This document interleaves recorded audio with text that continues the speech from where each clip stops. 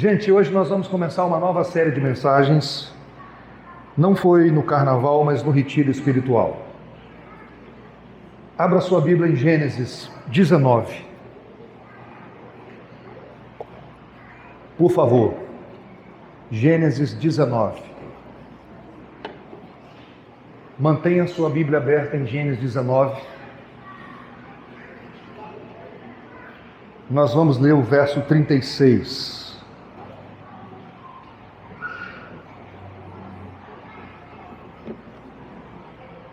Gênesis 19, verso 36.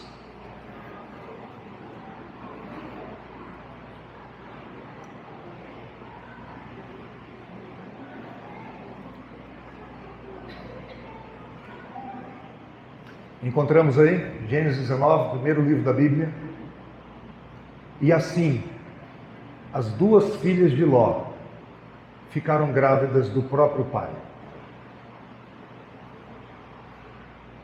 Vamos orar?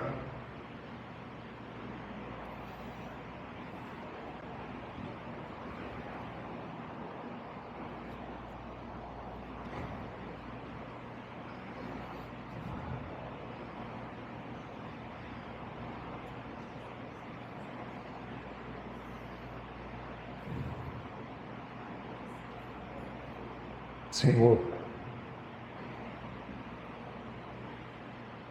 Tua palavra diz que onde abundou o pecado, superabundou a graça de Deus.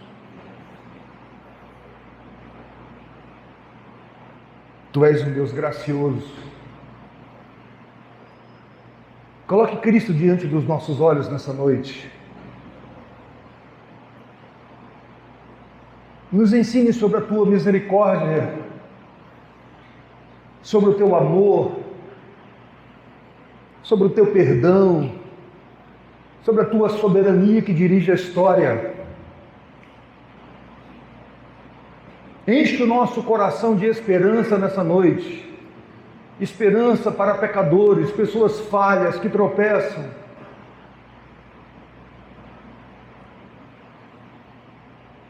Levante os nossos olhos e fixa o nosso olhar em Cristo. Faça de mim, Deus, apenas um instrumento em Tuas mãos. No nome de Jesus, amém. Você não acabou de ler sobre algo que aconteceu num sábado de carnaval. O que você acabou de ler não aconteceu numa noite de carnaval, mas num retiro espiritual. Espere um pouco, daqui a pouco eu vou explicar o que eu quero dizer com não foi no carnaval, mas no retiro espiritual.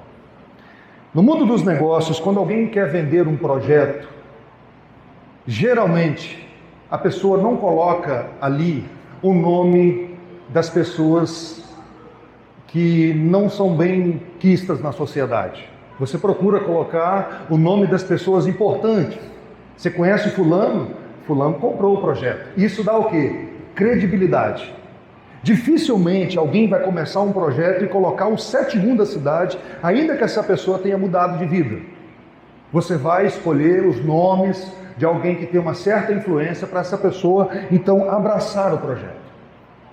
A Bíblia registra os erros e os acertos dos homens e das mulheres de Deus. Deus não deixa de registrar para nós um momento de incredulidade do pai da fé, que não teve somente um tropeço na vida nessa área. Ele negou seu casamento por 2 vezes, ainda que em um momento específico da sua vida, ele pega o cutelo para cortar o pescoço do seu filho. Mas tem um momento em que ele agiu com incredulidade, não confiando em Deus, tentando ajudar Deus. Deus não deixa de registrar para nós, por exemplo, o pecado do homem segundo o coração de Deus. Davi, que foi tão usado por Deus, tem o seu pecado estampado. Deus expõe Davi. Deus não deixa de colocar aqui para nós, não deixa de registrar para nós. Se você olhar, por exemplo, para a família de Jacó, um dos patriarcas, uma família que é considerada hoje uma família disfuncional. Ele tinha 4 esposas, com 2 irmãs e as 2 servas. Imagina você ser criado num ambiente desse. O seu pai hoje dorme com a sua tia, depois ele dorme com a empregada da sua tia. Você sendo criado nesse ambiente. E Deus não deixou de registrar isso para nós. Deus também não deixou de registrar para nós o apóstolo Paulo corrigindo o apóstolo Pedro. Os dois portadores da revelação. O apóstolo Pedro, como um dos discípulos mais importantes do colégio apostólico, nega Cristo. Diz que não conhece Cristo. E Jesus não deixa de registrar. Não deixa de registrar isso para nós. Um outro personagem que me chama a atenção é o Moisés, que na minha opinião é o maior líder de todos os tempos. É lógico que Jesus não entra nessa equação. Moisés, que teve o privilégio de sair com o povo do Egito, não entra na terra prometida. Aqui não está falando de perda da salvação, tá, gente? Ele não entra na terra prometida. E Deus não deixa de registrar os erros desses homens. Porque sabe o que é curioso? Deus não colocou uma classificação de idade na Bíblia. Você tem alguns textos bíblicos que talvez, no nosso olhar, deveria ter uma nota dizendo: só pode ler quem tem mais de 70 anos. Mas Deus não colocou, não registrou na sua palavra que esses textos devem sim ser lidos só por algumas pessoas. Você sabe que isso me chama a atenção? Que às vezes nós infantilizamos os nossos filhos quando Deus quer amadurecer a gente. E às vezes nós ficamos infantilizando as pessoas. Não leia isso, não fale sobre esse assunto, não pode falar sobre esse assunto. Quando Deus diz para a gente ler o seu livro, e no seu livro está aqui escrito pecados terríveis que nós temos que lidar. O Espírito Santo então registrou para nós que todos os homens usados por Deus têm pés de barro. E aqueles que não têm o seu pecado estampado, Deus passa a régua e diz assim: não há um justo sequer. Todos pecaram e carecem da glória de Deus. Todos são maus segundo Jesus Cristo. Por isso, a Bíblia não é um livro de autoajuda. A Bíblia não é um livro de lição de moral, não é um livro de contos de fadas, não é um livro de super-heróis. Muitos olham para a Bíblia como um livro santo na perspectiva de encontrar histórias de pessoas perfeitas, de famílias perfeitas, de filhos perfeitos. E não é isso que você vai encontrar na Bíblia. Não, queridos. A Bíblia mostra a realidade da vida fora do Éden. E viver fora do Éden é sangue, suor e lágrimas. Nós enfrentamos decepções fora do Éden. E Deus não deixa de registrar, mostrando para nós a realidade de viver com pessoas quebradas, sendo você também quebrado, caído, um pecador que luta. A Bíblia também não é um livro que precisa passar por uma atualização. Nas palavras do famoso pastor Billy Graham, ela é mais atual do que o jornal que vai circular amanhã.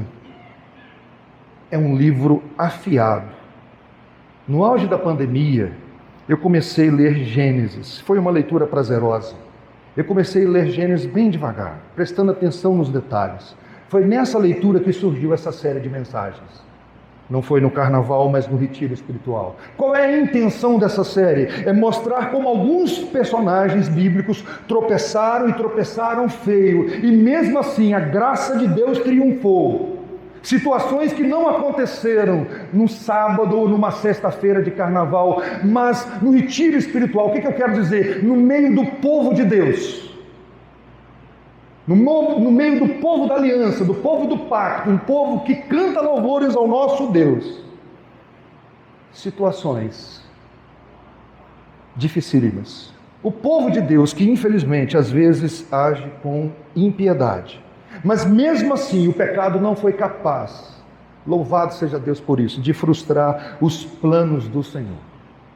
Sabe por quê, irmãos? Eu tenho a impressão que algumas pessoas têm uma compreensão equivocada relacionada ao povo de Deus. Uma visão muito romântica, onde parece que o povo de Deus é perfeito. Só falta um lacinho, um pouquinho de talco. O povo de Deus, enquanto caminha até a consumação, não é um povo perfeito. Leia a carta que o apóstolo Paulo escreveu à igreja de Corinto. Leia a carta. Existe uma lacuna enorme e insuperável nessa era. Que lacuna é essa? É entre o mundo ideal e o mundo real.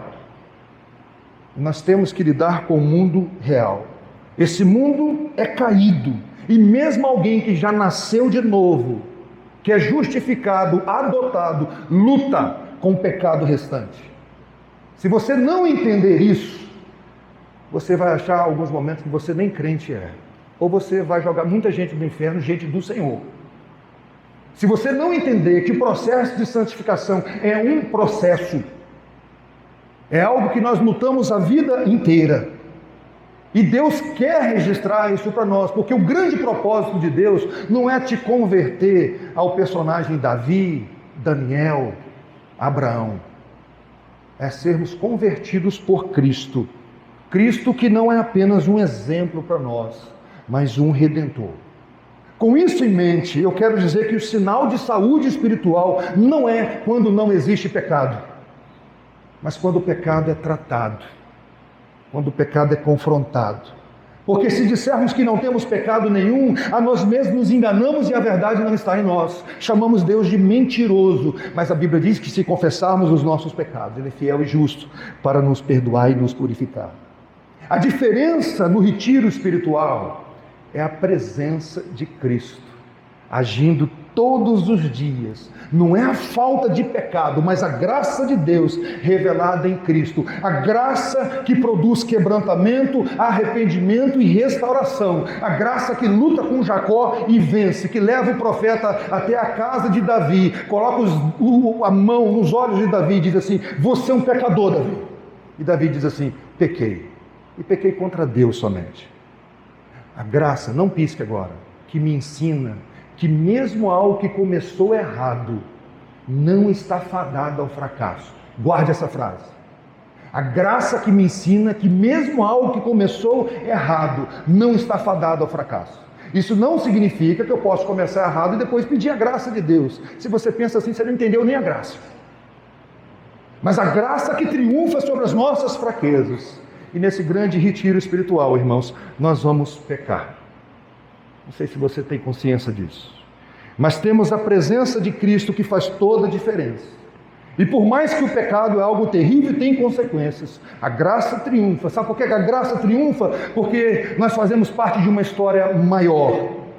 Da metanarrativa, da grande narrativa, a belíssima história da redenção, onde você não é o protagonista da sua história. Você nem é o seu redentor. É Deus que te redime. Jesus é o centro, é tudo sobre Ele e para Ele. E hoje eu gostaria de olhar para Ló com vocês. A revelação bíblica ela é progressiva. O que eu quero dizer com isso? O Novo Testamento ilumina algumas passagens do Antigo Testamento. Nós vamos olhar para o Novo Testamento para começar a olhar para a vida de Ló. A primeira informação que nós temos de Ló é essa aqui. Olha só, que eu queria destacar. Projeta. E reduzindo as cidades de Sodoma e Gomorra, condenou-as ruína completa, tendo aposto como exemplo de que viria a acontecer com os que vivessem impiamente. Presta atenção. Mas livrou o justo Ló, que ficava aflito com a conduta libertina daqueles insubordinados.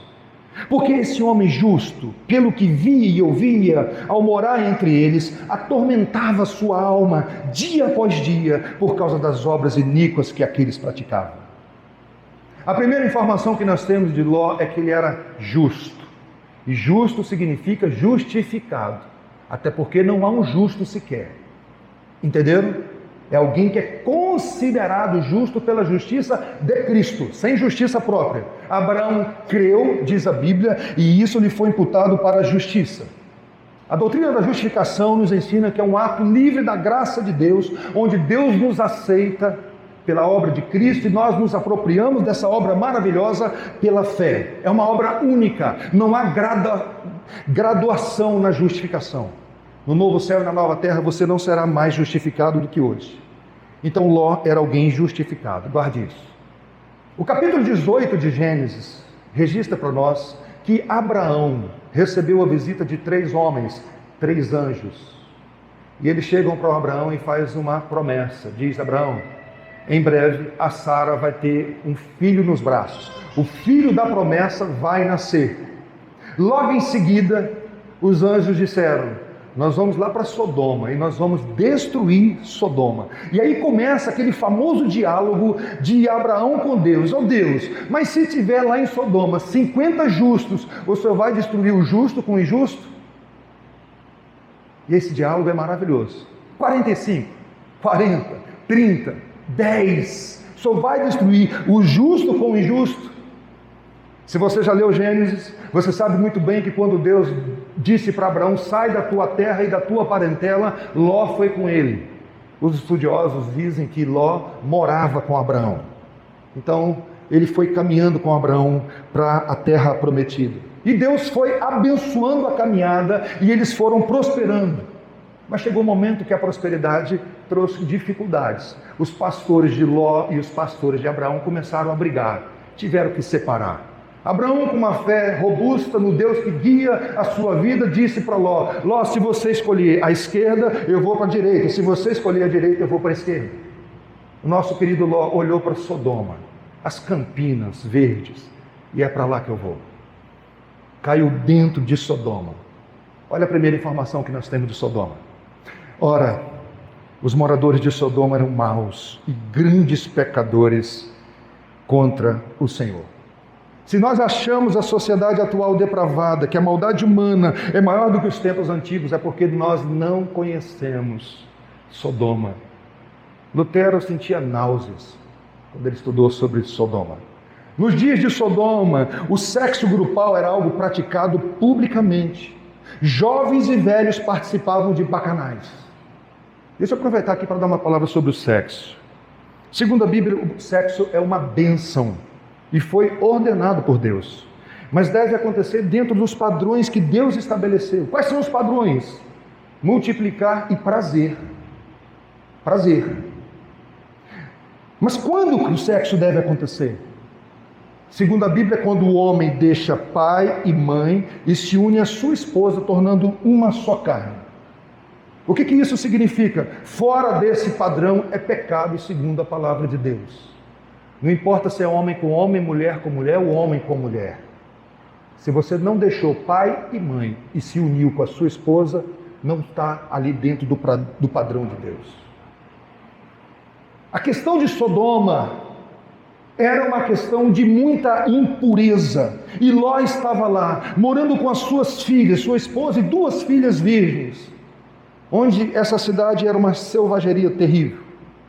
2 dos 3 anjos vão para Sodoma, chegam em Sodoma. Projeta para mim o texto. Ao anoitecer, os 2 anjos chegaram a Sodoma. Ló estava sentado junto ao portão da cidade. Quando viu os anjos, levantou-se, indo ao encontro deles, prostrou-se com o rosto em terra e lhes disse: por favor, meus senhores, venham para a casa deste servo de vocês. Poderão passar a noite, lavar os pés, levantar-se de madrugada e seguir o seu caminho. Mas eles responderam: não, passaremos a noite na praça. Mas Ló insistiu tanto que eles foram e entraram na casa dele. Deu-lhes um banquete, fez assar uns pães sem fermento e eles comeram. Nas antigas cidades, a porta era o lugar das negociações, ao mesmo tempo das decisões políticas, do poder público, onde eles discutiam os problemas da comunidade. E o fato de Ló estar sentado ali à porta da cidade nos leva a crer que ele exercia algum cargo oficial em Sodoma. Ló, sabendo do perigo, convida os anjos para ir para sua casa. Os portões à noite eram fechados e Ló diz para eles: olha, existe muito perigo aqui, é melhor você entrar. Mas será que tem mais perigo dentro de Sodoma ou fora? Eles acompanham. Ló prepara um banquete, está lá alimentando aqueles anjos.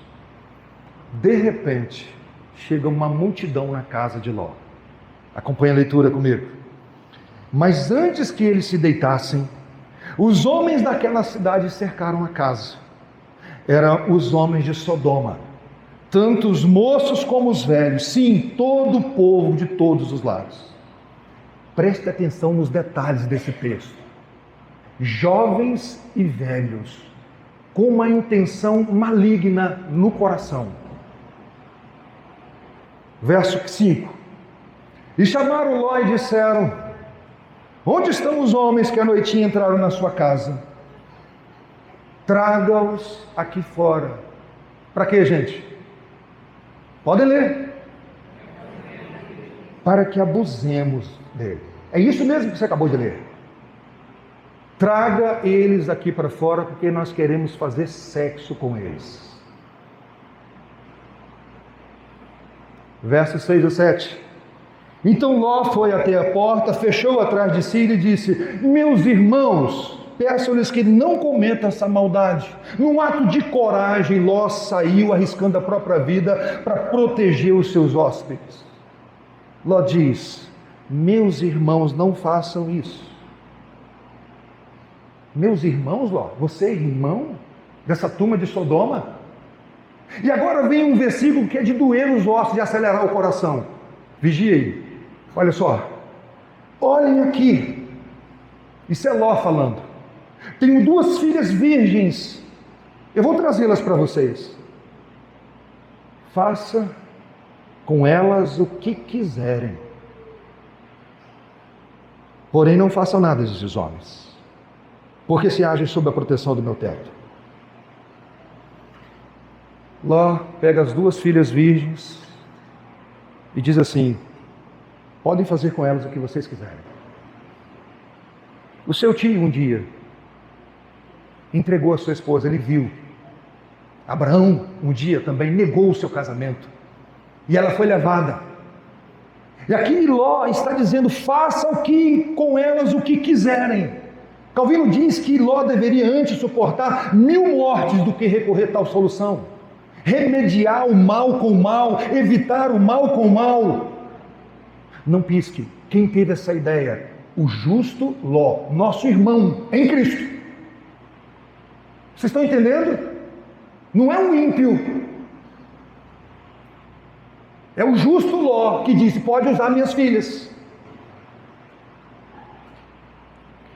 Isso acontece, irmãos, quando nós deixamos de confiar no Senhor e passamos a confiar na nossa capacidade de nos proteger. Você já enfrentou uma situação limite na sua vida?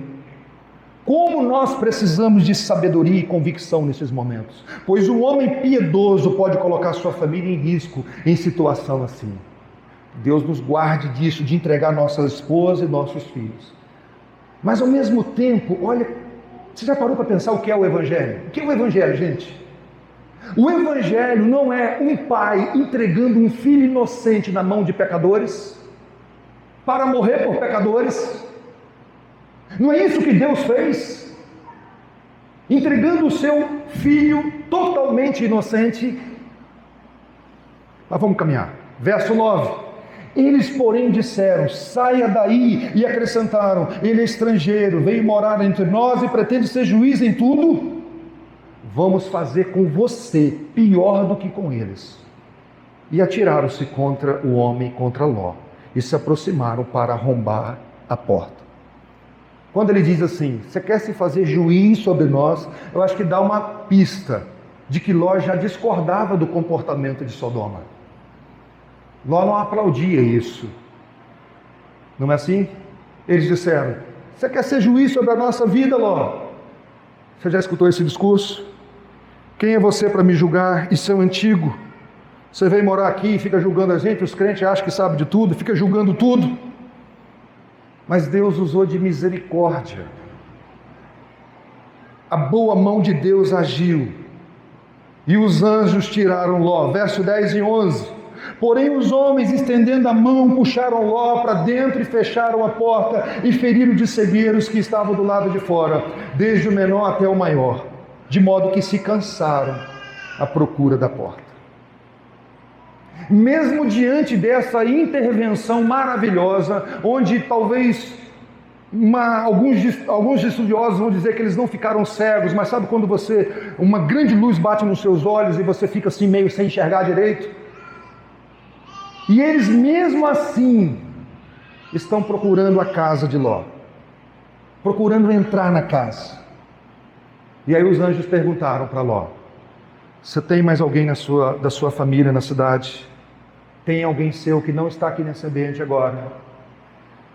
E aí o texto continua. Então os homens disseram a Ló: Você tem aqui mais alguém dos seus genros, filhos, filhas? Todos quanto você tem na cidade, faça-o sair daqui, pois vamos destruir este lugar, porque o seu clamor tem aumentado, chegando até a presença do Senhor. E o Senhor nos enviou,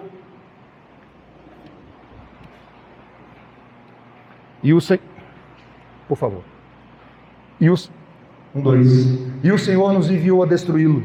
Então Ló saiu e foi falar com seus genros, os que estavam para casar com suas filhas. Ele disse: levantem-se, saiam deste lugar, porque o Senhor vai destruir a cidade.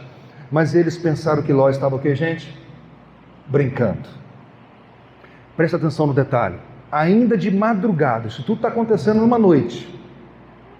Ainda de madrugada, o Ló vai procurar os seus genros e fala para eles: olha, tem 2 anjos lá em casa, e eles disseram que Deus mandou destruir a cidade. Eles falam assim: para de brincadeira, você acredita nessas coisas? Que coisa ultrapassada. Acredita mesmo que Deus vai destruir esse mundão aí, maravilhoso? Vai acabar com essa cidade, com tudo funcionando? E agora, meus irmãos, vem o versículo, para mim é a espinha dorsal dessa mensagem. É o texto que para mim é muito especial, que gritou para mim na primeira vez. Presta atenção agora. Ao amanhecer, os anjos apressaram Ló, dizendo: levante-se, pegue sua mulher e suas 2 filhas, que aqui se encontram, e sai daqui, para que você não morra quando a cidade for castigada. Como, porém, ele se demorasse, aqueles homens o pegaram pela mão, a ele, a sua mulher e as suas 2 filhas, sendo-lhes o Senhor misericordioso, e o tiraram e o puseram fora da cidade. Você lê o texto com calma. Ló não queria sair de Sodoma. Você prestou atenção no texto? Os anjos têm pressa, Ló não. Ló se sentia seguro dentro da cidade. Deus vai destruir Sodoma e Ló está tranquilo, anestesiado pelo clima de Sodoma. O que faltava em Ló, e talvez falta na minha vida hoje, senso de urgência do que Deus está me chamando. Sai, Ló. E o Ló está tranquilo, calmo. E Deus está mostrando através de Ló a nossa lentidão em obedecer. Já que Ló não obedece às palavras, porque as palavras e exortações não foram suficientes para lhes convencer, o Senhor misericordiosamente pega Ló pelas mãos, desculpe a provocação, e não respeita o livre-arbítrio, e sai com eles. Cadê o livre-arbítrio de Ló? John Piper diz que quando Deus quer vencer as nossas resistências, Ele vence. Louvado seja Deus por isso. Quando nós não queremos sair, Deus, que ama o seu povo, através da sua boa mão, arrasta Ló para fora. Por quê, queridos? Porque às vezes é necessário sermos arrancados à força de Sodoma, porque não conseguimos sair de outra maneira. Como somos lerdos. Como eu às vezes sou uma tartaruga. A vontade que eu tenho, todas as vezes que eu paro nesse texto, é parar essa pregação aqui, gente. Chamar vocês para dobrar os joelhos e pedir ao Senhor: Deus, tire o meu coração de Sodoma. Porque às vezes Ele quer ficar lá, em conversas que eu não quero cortar, em situações que eu quero permanecer. Vocês sabem do que eu estou falando. Nós não somos diferentes de Ló. De situações claras que eu preciso me posicionar e às vezes eu fico em cima do muro. Como eu preciso que a boa mão misericordiosa de Deus me arraste de lugares que eu não tenho pressa de sair. Ló não saiu, gente. Saíram com Ló. não foi de maneira voluntária. Eu já disse para vocês em outro momento, em outros estudos, que a pior coisa que Deus pode fazer com alguém é quando alguém quer ficar em Sodoma ou fugir da presença de Deus, e Deus faz assim: vai, querido, seja feita a tua vontade. É a pior coisa. Louvado seja Deus quando Ele usa de misericórdia e pega a nossa mão e diz assim: vamos embora. E Deus às vezes faz isso segurando a gente pelas mãos, e às vezes, como diz o Tim Keller, empurrando pela nuca. Vamos embora. Isso significa que nós somos do Senhor. Quando Deus faz isso, usa de misericórdia. Mas a próxima cena, olha só. Havendo-os levado para fora, um deles disse: corra para sair daqui com vida. Não olhe para trás, nem pare em toda a campina. Fuja para o monte, para que você não morra. Foge, Ló. Corre, Ló. Vamos, Ló. O danado do Ló ainda quer argumentar com Deus, gente. Esse texto me fala da misericórdia de Deus, como Deus é paciente. Qual foi a reação de Ló? Olha aí a reação dele. Mas Ló disse a eles: assim não, meu senhor. Dá vontade de dar um cascudo, não, gente?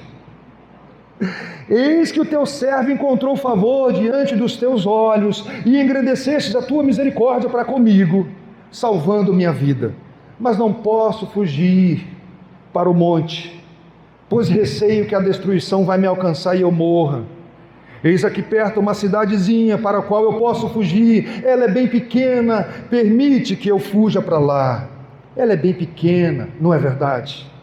E nela poderei salvar a minha vida. O anjo respondeu: quanto a isso, estamos de acordo, para não destruir a cidade de que você acaba de falar.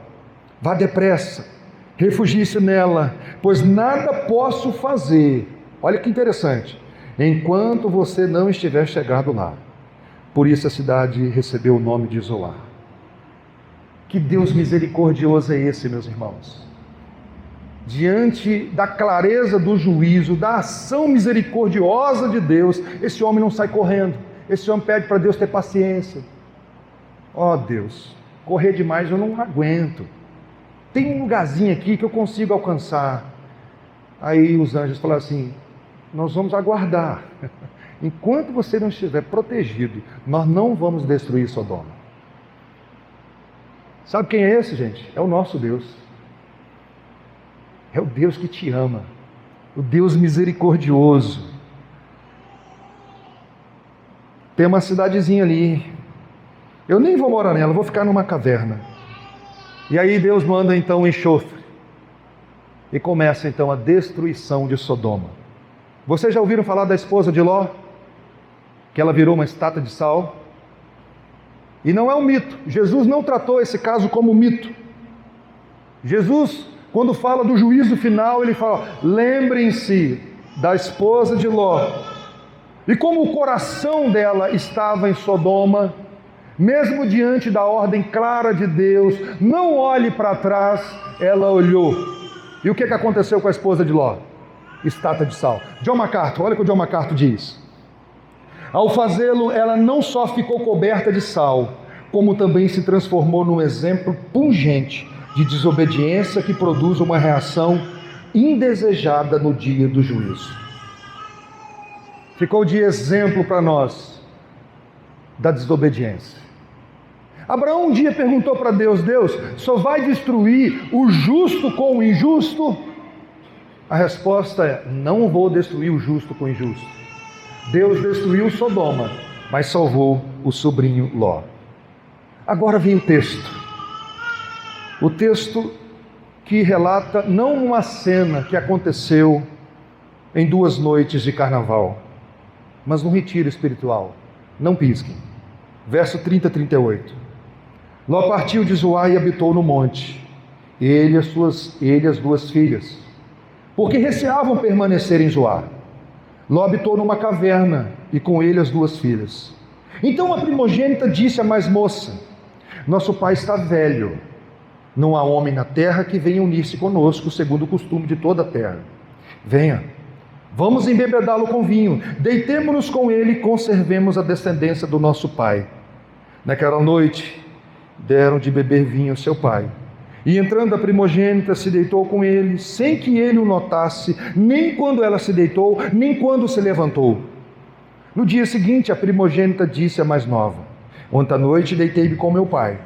Vamos embebedá-lo também essa noite. Entre e deite-se com ela, para que preservemos a descendência do nosso pai. De novo, naquela noite deram de beber vinho ao seu pai. E entrando a mais nova, se deitou com ele, sem que ele notasse, nem quando se deitou, nem quando se levantou. Preste atenção. E assim as duas filhas de Ló ficaram grávidas do próprio pai. A primogênita deu à luz a um filho e lhe deu o nome de Moabe. Este é o pai dos moabitas, até o dia de hoje. A mais nova também deu à luz a um filho e lhe deu o nome de Ben-Ami. Este é o pai dos amonitas, até o dia de hoje. Isso aconteceu na casa do justo Ló, irmão nosso. Que plano é esse, gente?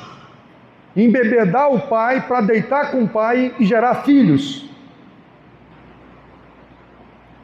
Está faltando um personagem aqui, não está não? Cadê o diabo aqui? Porque às vezes nós colocamos toda a culpa no diabo, né? O diabo soprou no ouvido. Não, não precisou o diabo soprar no ouvido. A carnalidade faz isso. Elas têm uma ideia. Qual é a ideia? Um plano. 3 pessoas morando numa caverna. Não tem homem. Papai está ali. Que tal? Vamos embebedá-lo. Eu deito com ele hoje. E amanhã você deita com ele. Como eu disse para vocês, isso aqui não aconteceu no domingo para segunda de carnaval. Ou de segunda para terça. Mas no retiro espiritual, o incesto. As duas filhas dormiram com o próprio pai. Um dia Ló disse assim: façam com elas o que vocês quiserem. Mas elas que fizeram com Ló o que elas quiseram. Foi vingança? Acredito que não. Apenas a cosmovisão de Sodoma dando as regras. Elas viveram em Sodoma, elas viram como as coisas funcionam. Desse relacionamento entre pais e filhas, pai e filhas, saíram 2 povos inimigos do povo de Deus: os moabitas e os amonitas. Moabe significa do seu pai, Amon significa do seu povo. Ló é pai e avô ao mesmo tempo. Na escuridão da caverna, governado pelo vinho, ele tem relação sexual com as 2 filhas. Estava bêbado? O texto diz que sim, mas não tão embriagado que não tinha condições de ter relação sexual. O que esse texto mostra para nós? A nossa capacidade de fazer besteira. Gente, eu tenho pouco tempo de ministério, de pastor, mas eu já escutei histórias terríveis que aconteceram no meio do povo de Deus. Um dia eu recebi um rapaz na minha casa. Ele falou: Bruno, eu fui violentado sexualmente até os meus 6 anos de idade. Durante muito tempo da minha vida, eu não sabia se eu queria ser homem ou se eu queria viver essa prática. Um irmão nosso, amado, convertido, passando por lutas assim, coisas que acontecem não no carnaval, mas no retiro espiritual. E eu estou falando para vocês aqui, é do justo Ló. E sabe qual o desdobramento dessa situação? Mais tarde, quando Israel estava em Sitim, o povo de Deus começou a prostituir-se com os moabitas, com as filhas dos moabitas. E os moabitas faziam sacrifícios humanos. Ofereciam seus filhos. Adoraram Baal Peor.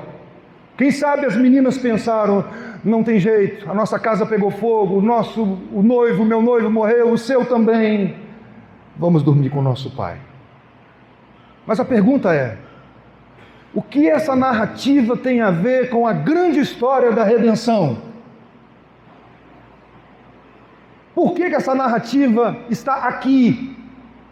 O que ela quer nos ensinar? O que nós podemos aprender? Que o caminho do pecado é decrescente e é de destruição. E que nós, como raça humana, não temos esperança em nós mesmos. É por isso, irmãos, que a nossa esperança está no Evangelho.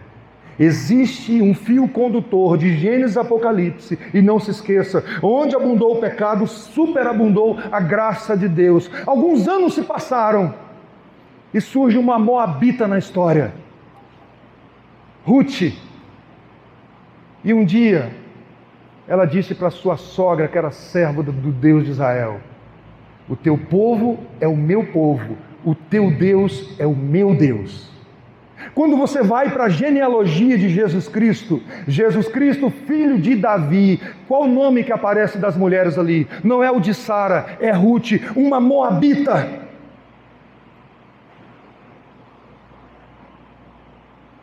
A linhagem do Salvador passa por uma moabita. A linhagem do Redentor passa pela escuridão da caverna, onde um pai tem filho com as próprias filhas. Você entende agora quando eu afirmo que mesmo algo que começou errado não está fadado ao fracasso? Você entendeu isso? Porque essa é a história da redenção, onde Deus salva pecadores através de Jesus Cristo. Onde nesse grande retiro está cheio de pecadores, mas há um Redentor misericordioso que está ali o tempo todo costurando a história sem deixar remendos. A esperança, queridos. O Redentor trabalha no turno da noite. O guarda de Israel não descansa, nem dorme. Querido visitante, há esperança. A sua história pode ser uma história dramática. Saiba que existe um Redentor perfeito. Eu não estou justificando o erro de ninguém, mas te encorajando com a livre graça de Deus. A minha família precisa da graça de Deus revelada na misericórdia em Cristo, da misericórdia de Cristo. A sua também. E eu termino com algumas aplicações para nós. Primeiro, Deus já enviou vários juízos parciais, mas haverá um dia do juízo final. Esse mundo vai ser destruído, e não vai ser por uma questão ecológica, aquecimento global. Diz o apóstolo Pedro: os céus e a terra que agora existem têm sido guardados para o fogo, estando reservados para o dia do juízo. Assim como os genros de Ló achavam que era brincadeira, muita gente debocha hoje achando que essa ideia de juízo final é conversa para colocar medo nas pessoas. Muitos pensam que isso não passa de uma história. E olha o que Jesus disse: o mesmo aconteceu nos dias de Ló. Comiam, bebiam, compravam, vendiam, plantavam e edificavam. Mas no dia em que Ló saiu de Sodoma, choveu do céu fogo e enxofre e destruiu todos. Assim será no dia em que o Filho do Homem se manifestar. Só existe uma maneira de escapar desse juízo: é fugir para o monte. E não é qualquer monte, é o Gólgota, onde Cristo foi crucificado. É correr para os braços de Cristo. Se arrependa. Creia em Cristo como Senhor e Salvador da sua vida, se você ainda não fez. Segunda aplicação: pessoas justificadas por Cristo ainda pecam. Isso está claro para você de verdade? Pessoas justificadas ainda pecam. Talvez diferente de você. Deus nos tira de Sodoma e depois vai tirando Sodoma do nosso coração. E eu amo a honestidade bíblica. Olha o que o Paul Tripp diz: realmente amo a honestidade das Escrituras. Eu não preciso de vagos ecos religiosos que me iludam dizendo que a vida é melhor do que ela realmente é. Não preciso de um tipo de fé que exija a negação das partes da realidade em nome da paz interior. Não quero me encontrar na posição de ter que fechar meus olhos a certas coisas e ter que fazer de conta que não existe. Se podemos ter certeza de uma coisa, é da honestidade bíblica. Ninguém aqui chegou no estado de perfeição. A sua esposa, o seu marido, o seu filho, o pastor dessa igreja. Terceira aplicação: você já entendeu que em alguns momentos nós não queremos vencer? Existem alguns momentos da minha vida que eu não quero vencer. Assim como Ló não queria.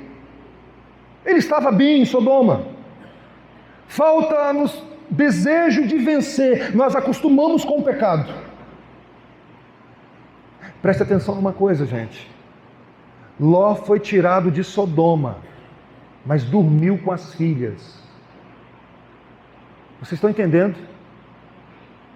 Não basta fugir da aparência do mal. Precisamos fugir da aparência do mal? Sim. Mas se nós não encontramos prazer em Deus, nós vamos encontrar prazer nos braços de alguém a qualquer momento. Nós fomos criados por Deus e para Deus. Só encontraremos plena satisfação nos braços do Pai. Um filhote de passarinho caiu do ninho e uma raposa se aproximou. E quando a raposa se aproximou, tinha um buraco numa árvore e fugiu para aquele buraco. E ficou naquele joguinho ali, fugindo. Mas presta atenção numa coisa, se esse pássaro não aprender a voar, em algum momento essa raposa vai comer esse pássaro. O pássaro foi criado para voar. Se ele não voar, em algum momento ele vai perder. Se nós não encontramos prazer nos braços de Deus, como uma criança desmamada se aquieta nos braços de sua mãe, nós vamos continuar tropeçando em nós mesmos. Uma boa oração nesse momento é: Deus, me dê desejo de vencer, tire o meu coração de Sodoma, mas me faça ter prazer nos braços de Cristo. Por último, queridos, e as filhas de Ló? Somos diferentes delas? Quantas vezes buscamos no marido ou na esposa o sentido da vida? Buscamos segurança nos filhos, na carreira, na saúde, em qualquer outra coisa. Quantas vezes? E quando Deus não está no seu devido lugar na nossa vida, nós fazemos dessas coisas ídolos. E presta atenção, ídolos exigem sacrifícios. Não é à toa que João diz: filhinhos, guardai-vos dos ídolos. Cuidado quando você culpa o ambiente que você vive. Isso aqui é importantíssimo. As filhas de Ló estavam sozinhas com seu pai. Não tinha influência da amizade, que nós colocamos culpa às vezes. Os amigos me influenciaram. Foi a internet que me influenciou. Não tinha TV, gente. Apenas o coração caído. Entendem quando Jesus diz que o problema é o coração? Nas palavras de John Stott, o coração do problema é o problema do coração. 3 pessoas num laço familiar lindo e acontece uma tragédia. Por quê? Não é o Satanás, o coração inclinado ao pecado, que nós precisamos tanto da graça de Deus. Que Deus nos livre de nós mesmos e continuemos nesse grande retiro como povo de Deus aos pés de Cristo. Amém? Vamos colocar de pé e vamos orar? Convido você a se colocar de pé.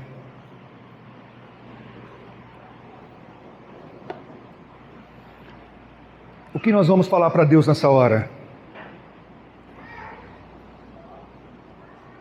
O que nós vamos pedir ao Senhor?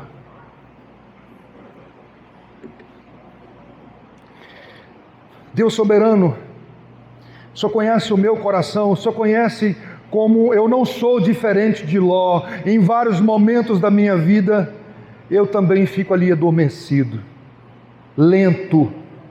Mas use de misericórdia com a minha vida nessa noite e com a vida dos meus irmãos. Tire o nosso coração de Sodoma quando ele quer permanecer lá.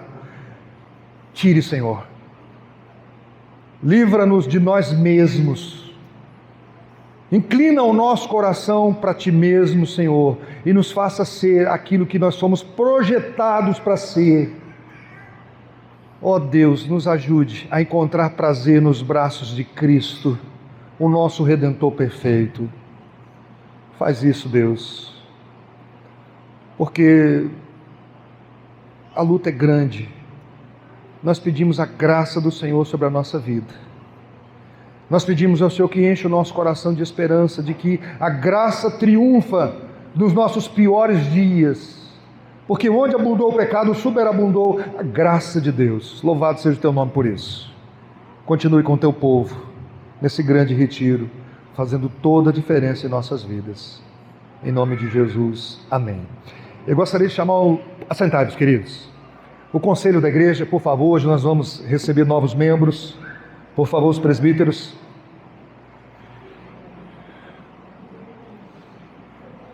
Do Senhor. E hoje nós vamos receber novos membros. Eu queria convidar os novos membros, por favor, venham aqui à frente. Os nossos filhos também são membros da Igreja Visível e eles recebem o sinal do pacto, onde o batismo é substituído o batismo substitui a circuncisão. Como nós temos várias pessoas de outras denominações, em breve nós vamos dar um estudo sobre o que significa o batismo dos nossos filhos. Você é convidado para participar. Esses irmãos foram examinados e nós demos as boas-vindas hoje de manhã e queremos, de maneira pública, receber esses irmãos como membros da Igreja Presbiteriana Cidade Nova, dizer do prazer em ter vocês nessa caminhada. A igreja recebe esses irmãos como membros? Sim ou não? Que bênção. Orem por eles. Vocês também, irmãos, orem pela igreja. Vocês são membros dessa igreja. Família IPCN, como carinhosamente eu gosto de chamar. É uma família. A família que é formada pelo sangue de Cristo, que nos purifica de todo pecado. Sejam bem-vindos, tá bom? Podem se assentar. Só quem vai ficar aqui agora é o Felipe, a Melissa e o Abel. Pode ficar, vamos ficar embaixo aqui.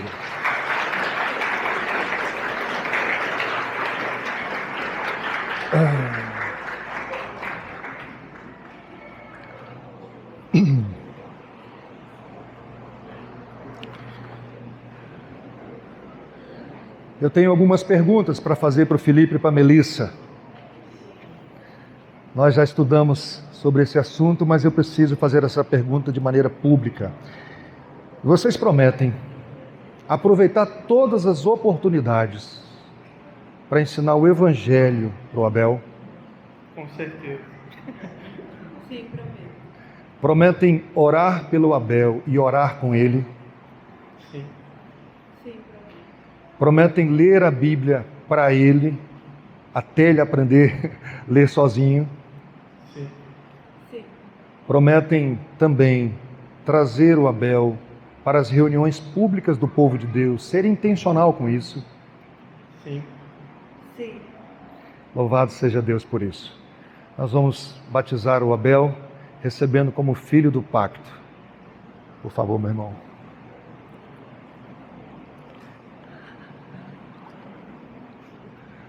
Abel, filho da aliança, como ministro do Evangelho, eu te batizo em nome do Pai, do Filho e do Espírito Santo.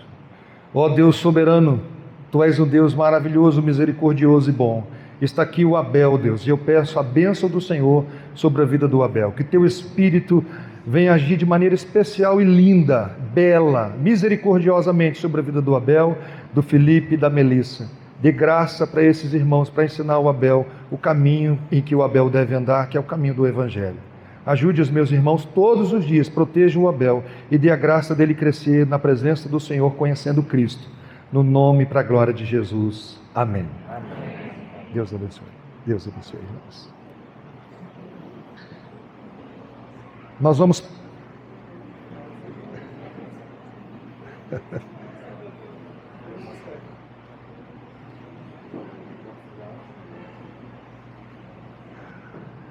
Nós vamos passar para a ceia. Projeta, por favor, o texto de 1 Coríntios, capítulo 11. Aí o último texto. Porque eu recebi do Senhor o que também lhes entreguei, que o Senhor Jesus, na noite em que foi traído, pegou o pão e, tendo dado graças, o partiu e disse: Este é o meu corpo que é dado por vocês, façam isso em memória de mim. Do mesmo modo, depois da ceia, pegou também o cálice, dizendo: Esse cálice é o cálice da nova aliança do meu sangue. Façam isso todas as vezes que o beberem em memória de mim. Porque todas as vezes que comerem este pão e beberem este cálice, vocês anunciam a morte do Senhor até que eles venham. A Bíblia diz que nós devemos nos examinar para participar. E o modo digno de participar da ceia é reconhecer que você é indigno. Esse momento não é um momento de honra ao mérito. Não é porque você teve uma semana maravilhosa e aí você tem direito a essa ceia. Nós estamos diante da dramatização do sacrifício de Cristo, o pão, que significa o seu corpo, que foi rasgado pelos nossos pecados, o cálice, que significa o sangue que foi vertido. É quando você reconhece que é um pecador, carente da graça de Deus, e você se apropria da obra de Cristo pela fé, você recebe esse sacramento de manutenção, onde nós acreditamos que nós nos alimentamos de Cristo espiritualmente, trazemos a memória, mas também nos alimentamos dele. Você é convidado a participar, se você é membro de uma igreja evangélica, se você crê na palavra de Deus como única regra de fé e prática, se você crê em Deus Pai, Deus Filho e Deus Espírito, você terá alegria de participar. Nós vamos participar primeiro do primeiro elemento, depois do segundo elemento. Primeiro nós vamos participar do pão, e eu vou orar colocando diante do Senhor esse pão, que é um simples pão. Mas eu creio que nós estamos diante do melhor dessa terra, a mesa do Senhor. Se você tem dinheiro ou não, você pode participar se você crê em Cristo. O melhor restaurante dessa cidade não tem esse alimento aqui. Esse alimento representa o sacrifício do nosso Senhor. Ó Deus, estamos aqui diante do pão, que representa o corpo de Cristo, que foi rasgado e moído pelas nossas transgressões.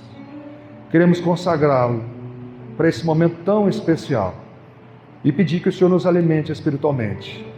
No nome e para a glória de Jesus. Amém. Você que vai participar, se coloque de pé para facilitar aqui o trabalho dos presbíteros.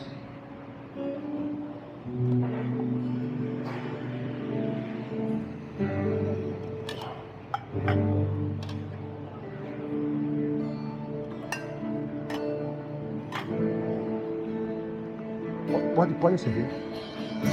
Marcão, o presbítero Marcão e o presbítero Paulinho, por favor, venham nos ajudar também a distribuir os elementos.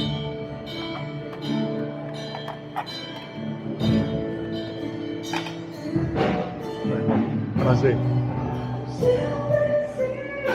Paulinho, por favor.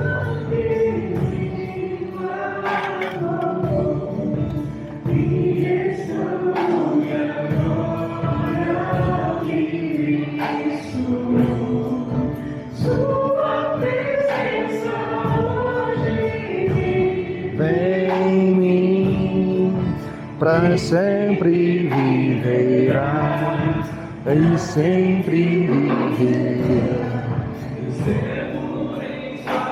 Justiça e verdade.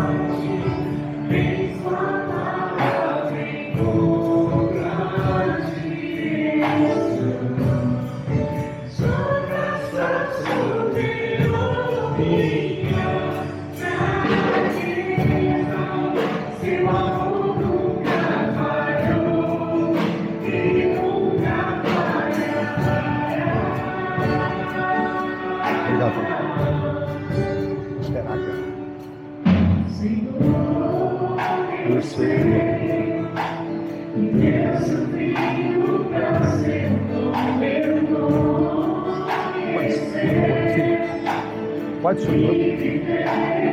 Meu amor. Lá embaixo tem alguém? Tem. Já foi lá? Amor, que amor. Eu não merecia.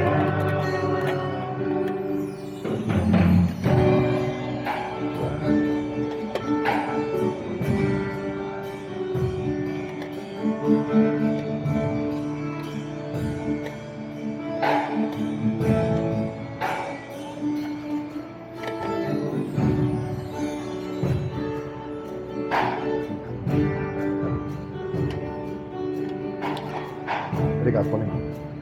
Alguém deixou de receber? Não? Participe com alegria, meu irmão. Participe com alegria. Participe com alegria. Participe com alegria. Participe com alegria nesse momento. Participe com alegria.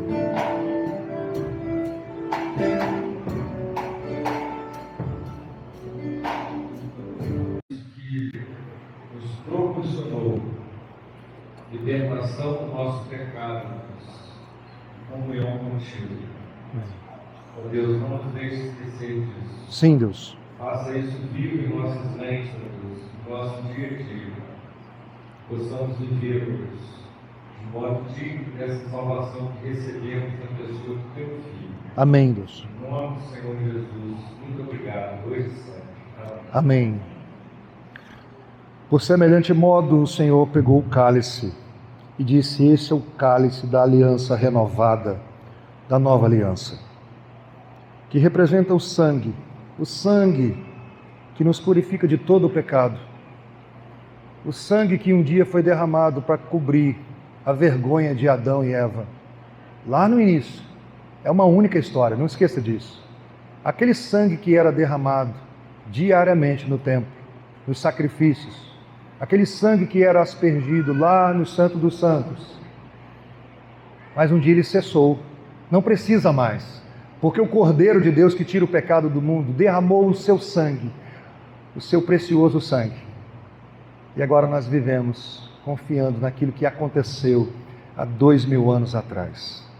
Deus, louvado seja o teu nome por Jesus Cristo, pelo sacrifício que o Senhor ofereceu por nós, no nosso lugar, para nos substituir.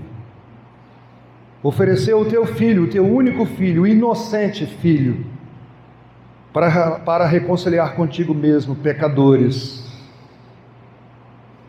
O sangue que nos purifica de todo o pecado. Agora que nós vamos participar, Deus, desse elemento, venha mais uma vez nos alimentar, nos purificar. Lava o nosso coração, Deus, das inclinações pecaminosas, do amor por esse mundo. Venha nos purificar, Deus. Tire o nosso coração de Sodoma, mais uma vez nós te pedimos. Em nome de Cristo. Amém. Por favor. Quem vai participar, aqueles que vão participar, por favor, fiquem de pé mais uma vez.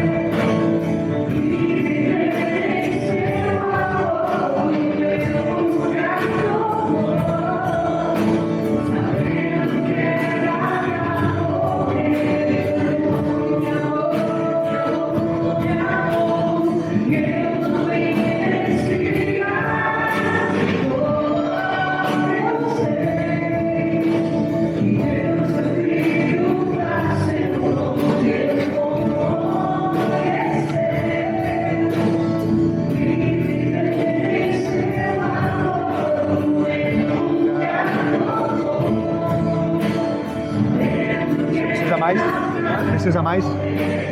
Não?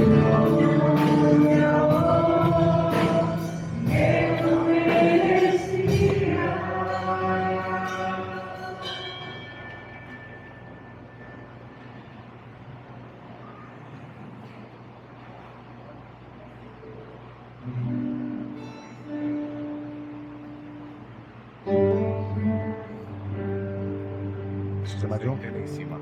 Hã? Lá em cima. Tem 4 aqui. Tem 4 aqui.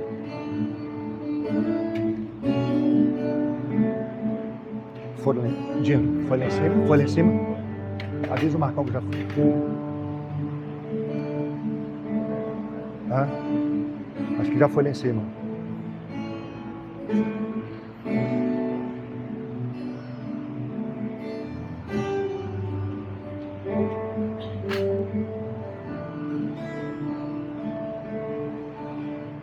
Obrigado, Paulinho.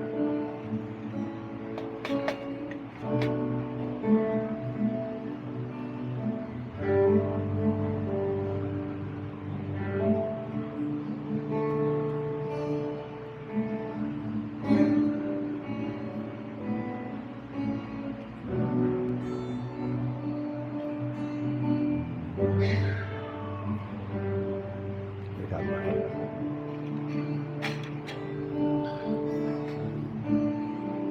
Participe com alegria. Participe com alegria. Participe com alegria. Participe com alegria. Participe com alegria. Participe com alegria.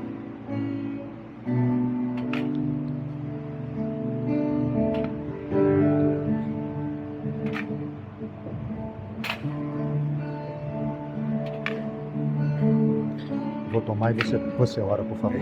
Eu vou tomar e você ora, por favor.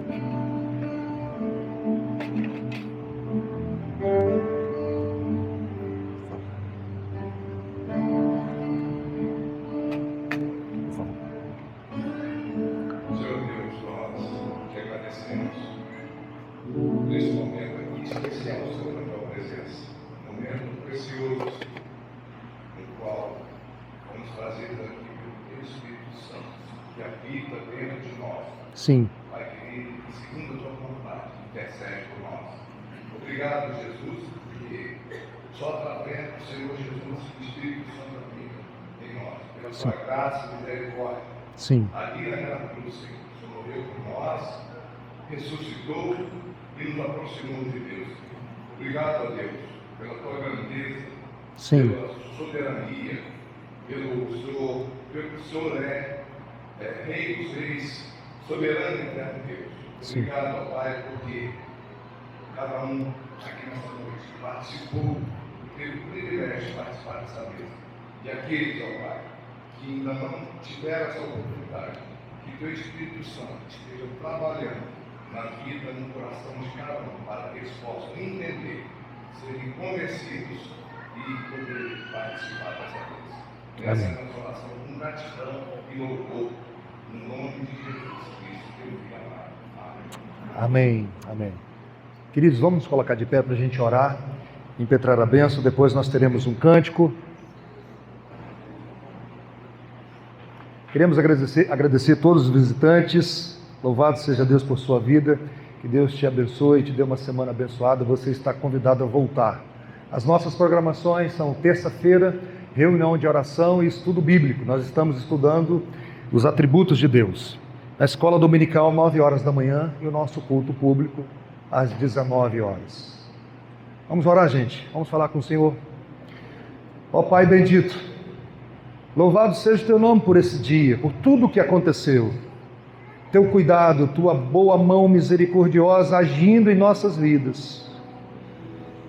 Obrigado, Senhor, porque esse tempo foi reservado pelo Senhor. Obrigado pela vida de cada visitante, pela vida da igreja reunida nessa noite, pelo batismo do Abel, pela recepção dos novos membros, pelo conselho dessa igreja. Louvado e glorificado seja o teu nome. Nós precisamos do Senhor. Se essa semana nos pertencer, que ela venha uma semana abençoada, guardada, protegida, direcionada por Ti. No nome de Jesus, que o Senhor continue falando profundamente ao nosso coração. No nome e para a glória de Jesus. E agora, povo de Deus, que a graça maravilhosa de Jesus Cristo, o Redentor perfeito, que o amor do Pai, o amor que resgata, o amor que se revela na misericórdia, tirando a gente de Sodoma, que as doces consolações do Espírito Santo repousem sobre nós, povo de Deus, Igreja Presbiteriana Cidade Nova, mas não somente Igreja Presbiteriana Cidade Nova, com todos aqueles que professam a fé no Deus real e invisível, Jesus Cristo. Hoje e para todos sempre. Amém, amém, amém.